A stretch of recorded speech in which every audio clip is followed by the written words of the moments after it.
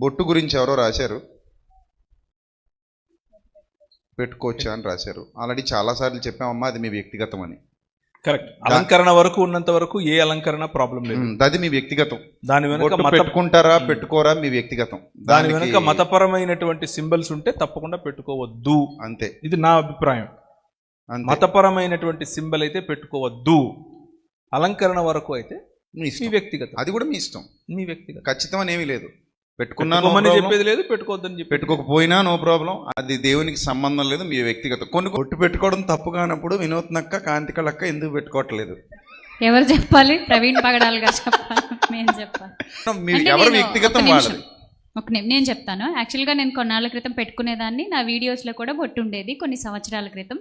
కానీ నేను ఎక్కడికి వెళ్ళినా ఒక యజుబేలను చూసినట్టు చూసేవారు అనమాట. సో అంటే కేవలం బాడీ మీద ఒక చిన్న మార్పే నువ్వు చేసుకోలేకపోయావు, వాక్యం చెప్పడానికి ఎట్లా సరిపోతావు అనే ఆలోచన, అది నన్ను కొంచెం ఆలోచింపజేసింది. సో నేను బొట్టు పెట్టుకోకపోతే ఇష్టం ఉన్నా లేకపోయినా కిందున్న వాళ్ళు ఎలా అయినా స్వీకరిస్తారు, లేకపోతే లేదు. కానీ మెయిన్ ప్రాబ్లం ఎవరితో? నాకు మా హస్బెండ్తో, నా భర్తతో. ఆయనకే అభ్యంతరం లేనప్పుడు నేను బొట్టు తీసేసేయడం నాకేంటి సమస్య? క్షేమకరంగా వెళ్ళాలన్న ఆలోచనతోటి నేను బొట్టు తీసేసా. ఇక్కడ ఆ టైంలో అన్నయ్య కూడా నాకు చెప్పారు, వద్దమ్మా. పాయింట్ చెప్తాను వినండి. పెట్టుకోవడం పెట్టుకోకపోవడం అనేది ఏదైతే ఉందో, అన్నయ్య ఇందాక ఒక మాట చెప్పారు, అంటే దాన్ని ఒక ఆరాధనా భావంతో కానీ లేకపోతే ఇది ఒక సింబాలిక్గా కానీ మేము మెయింటైన్ చేస్తున్నామంటే దాన్ని ఎవ్వరూ సపోర్ట్ చేయరు, అప్పుడైతే వద్దనే చెప్తారు. కానీ అలంకరణలో భాగంగా రకరకాలు వచ్చేసాయి. స్టిక్కర్స్ చిన్నవి ఉంటాయి, కొన్ని ఏమో మెరుపులు లాంటివి ఉంటాయి, అవి ఇక్కడ ఏదో సంథింగ్ ఏదో పెట్టుకుంటారు. అవి జస్ట్ మేమేదో కొంచెం అందంగా కనబడడానికి ఏదో చేసుకుంటున్నాం అంటే అది మీ వ్యక్తిగతం. మేము దాని మీద బలవంతం చేయకూడదు, ఇది చెయ్యండి అని చెప్పకూడదు, చేయకూడదని చెప్పకూడదు. ఇప్పుడు పౌడర్ రాసుకోకూడదని ఎందుకు అడగరు మీరు? అడుగుతున్నా. ముఖం మీద రాసుకునేది కదా, బొట్టు ఇంకా ఒక చోటే ఉంటుంది, ముఖం అంతా ఉంటుంది కదా, ఇది అడగరు. తలకు రంగు వేసుకోకూడదు ఎందుకు అడగరు మీరు? అది తప్పది. ఇప్పుడు అలా అనుకుంటే ముస్లిమ్స్ ఎవరు కూడా బొట్టు పెట్టుకోరు అమ్మాయిలు. అంత మాత్రాన హీరోయిన్స్ అసలు బొట్టులే పెట్టుకోరు. బాలీవుడ్, హాలీవుడ్, టాలీవుడ్, మాలీవుడ్, ఇంకేమైనా కోలీవుడ్, ఇంకేమైనా వుడ్లు ఉంటే ఆ వుడ్లు ఎక్కడ మనకేం కనబడవు, బొట్లు కనబడవు. మరి వాళ్ళందరూ క్రైస్తవులు అనాలా? అనకూడదు. సో దీని అసలు ఇష్యూయే కాదు. బొట్టు తీసేయడం అనేది నా వ్యక్తిగతం, మీ వ్యక్తిగతం. నాకు ఇష్టమైంది నేను తీసేసాను, అంతే.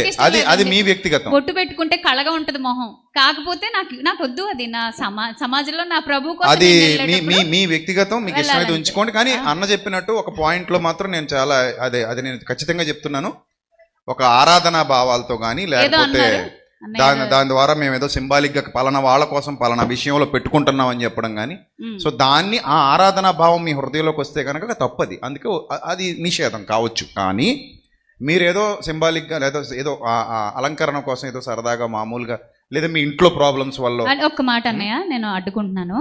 ఈ బొట్టు తీసేయడం అనేది చాలా కుటుంబాలలో పెద్ద సమస్య. అలాంటి వాళ్ళు పెట్టుకోండి. భర్తలు ఒప్పుకోరు, అత్తమామలు ఒప్పుకోరు, అలాంటి వాళ్ళు పెట్టుకోండి. నాకు ఆ సమస్య లేదు. యాక్చువల్గా మా నాన్నగారు, అన్నయ్య వాళ్ళు, మా మేనల్లుళ్ళు అసలు ఎందుకు తీసేసావు నువ్వు వద్దన్నారు. కానీ నా భర్త నన్ను సపోర్ట్ చేశారు. ఆయన ఓకే నీ ఇష్టం అన్నారు, నేను హ్యాపీగా తీసేసాను. మీరేదో అంటున్నారు.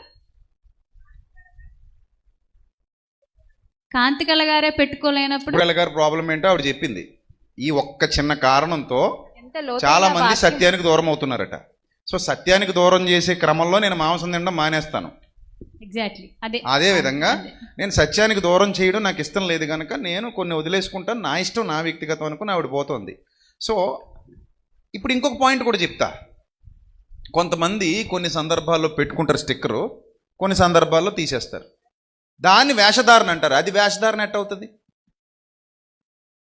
అది ఎలా వేషధారణ అవుతుంది? ఇప్పుడు కొన్ని సందర్భాల్లో మీరు ఒక రకం డ్రెస్ వేసుకుంటారు, కొన్ని సందర్భాల్లో వేసుకోరు. పెళ్ళికి వెళ్తున్నప్పుడు పట్టు చీర కట్టుకెళ్ళండి చూద్దాం, వెళ్తారు కదా, బాగుందా?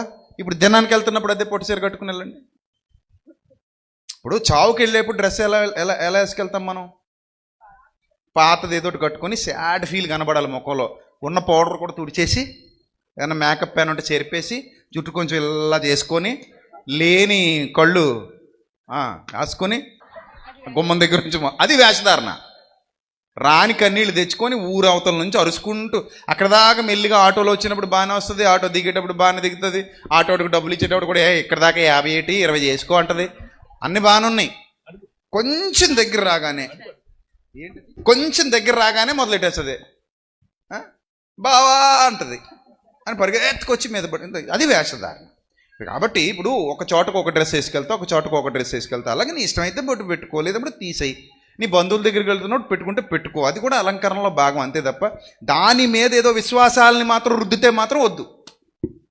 దాని మీద ఏ విశ్వాసాలు లేవు, నీకు ఏ విశ్వాసాలు లేవు, దాని మీద నీకు ఆరాధనా భావం లేదు, ఏమీ లేదు. తలకి ఎలాగైతే రంగు వేసుకున్నా ఉంటే రంగు వేసుకో, ఇష్టం లేదా అలాగే తెల్లగా ఉంచుకో, అది నీ ఇష్టం, అది నీ వ్యక్తిగత, దాన్ని ఎవడో తప్పు పట్టడానికి సరిపోడు. ఇది కూడా అంతే. కొన్ని విషయాల్ని మనం భూతత్వంలో చూసి కాంప్లికేట్ చేసుకున్నాం.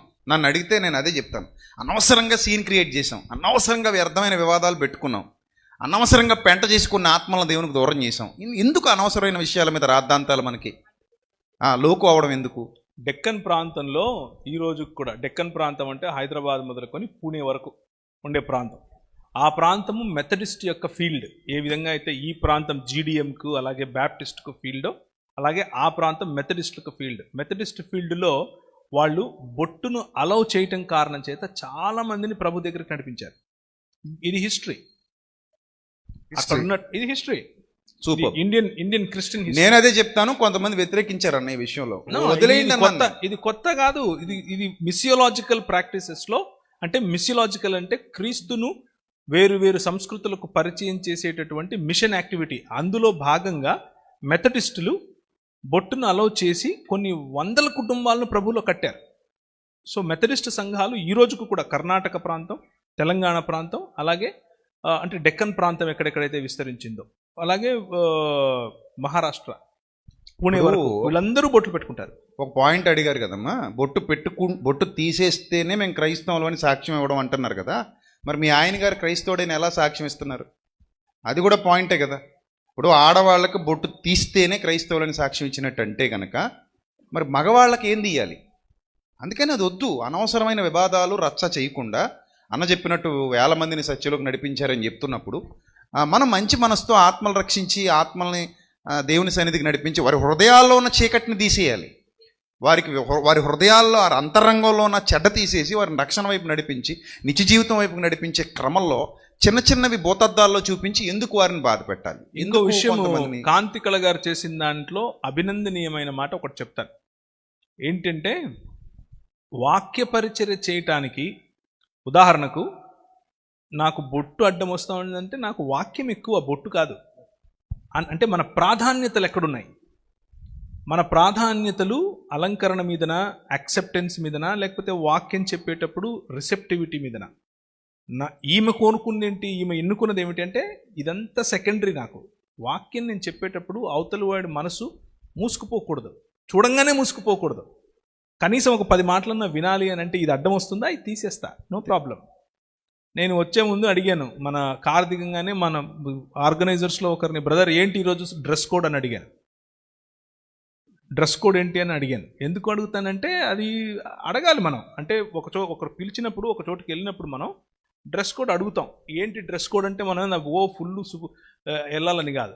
ఇది పాదిరి కాలర్, అంటే పాస్టర్స్ పెట్టుకునే కాలర్, ఇది ఎప్పుడు నా సూట్లో ఉంటుంది. ఎందుకంటే ఒక ఆర్డైన్డ్ మినిస్టర్గా నేను లేకపోతే యాంగ్లికన్ ప్యారిష్లకు వెళ్ళినప్పుడు వాళ్ళు అంటారు, ఓ వెర్ ఈజ్ యువర్ కాలర్ అంటే తీసి పెట్టుకోవడమే టక్కనే. సో ఇది నన్ను ప్రజల దగ్గరికి తీసుకెళ్తుంది, యాక్సెప్టబిలిటీ పెంచుతుంది అంటే ఇది వాడతాను. అక్కర్లేనప్పుడు తీసేస్తారు. ఇది అవసరం లేదా జోలు పెట్టుకుంటారు. Same ditto. అర్థమైందా?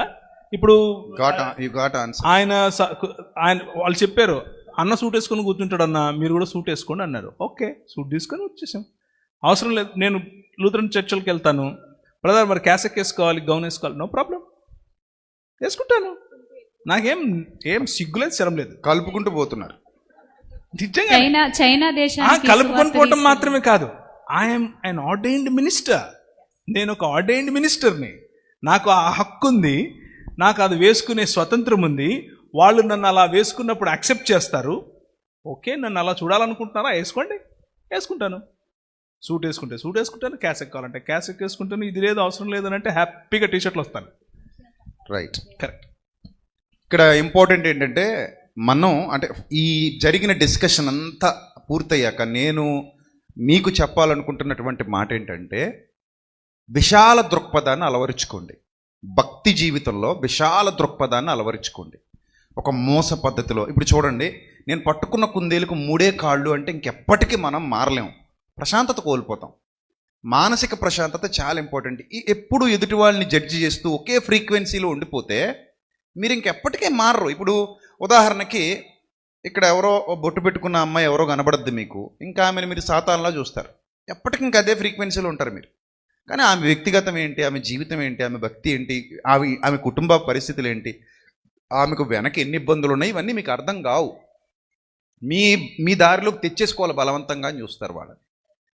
సో వద్దు, ఇవన్నీ వద్దు. మనం ఎంత విశాల దృక్పథంగా ఉండాలంటే పాపానికి మాత్రమే వ్యతిరేకంగా పోరాడాలి మనం, అంతే.